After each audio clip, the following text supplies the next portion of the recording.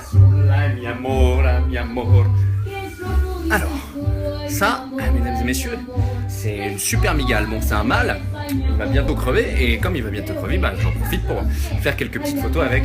Hein, c'est top, on s'amuse tout en travaillant. Donc, ça fait des superbes photos. Je vais vous faire montrer. Regarde ça un peu. Ouais, autant dire qu'on voit rien. Attends, je change d'angle. Eh merde. Ah voilà.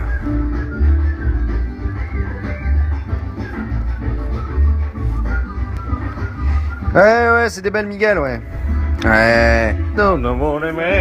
Gozando como loco. La la la la la la. Vestido con mi idea, sabe cabeza ruegas. Todo es rumbo a la.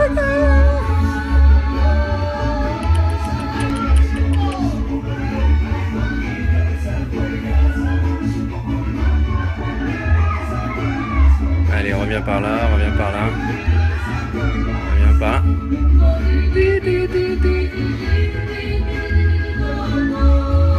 J'ai besoin de mes deux mains. Oh my god, this is the biggest spider I ever seen in my life. Look at that, this is so huge. This is a screaming thing. When I was young, boss, I remember I was scratching my face. Just fortunately, it was a flesh wound. And these spiders, old king baboon spiders, were found in Brazilian, Guantanamo, Acapulco. This is a male. This is extraordinary. This is the biggest spider I ever seen in my life. Oh my god, this is look at the thing. Pour ceux qui n'ont pas compris tout ce que je disais des vrais trucs, hein. Je disais que c'était la plus grosse spider que j'avais jamais vue de ma vie. Bon, ça c'est un peu faux, hein, c'est pas la plus grosse. Juste petite notion de biologie, à quoi on reconnaît que c'est un mâle. Les mâles, vous voyez, ont cette espèce de petite excroissance sur les pédipalpes, et lors de la mue marginale, on dit, c'est-à-dire la dernière mue de passage à l'état adulte, les mâles, les pédipalpes, donc les organes sensoriels, se transforment en fait en organes copulateurs, donc uniquement chez les mâles.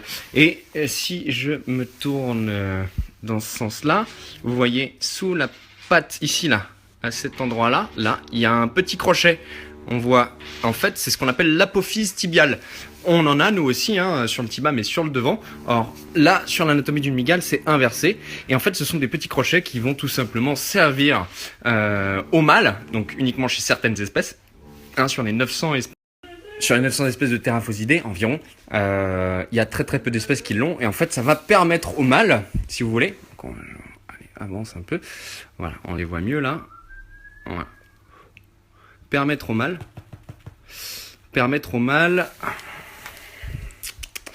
de maintenir la femelle, en fait, puisque l'accouplement se fait de manière frontale chez les mygales, c'est-à-dire en face à face, et il va avoir besoin de ces petits crochets là pour maintenir les autres pattes de la femelle, pendant que les autres pattes du mâle vont maintenir les crochets de la femelle. Il faut bien évidemment se mettre à l'abri. Où est-ce que tu vas?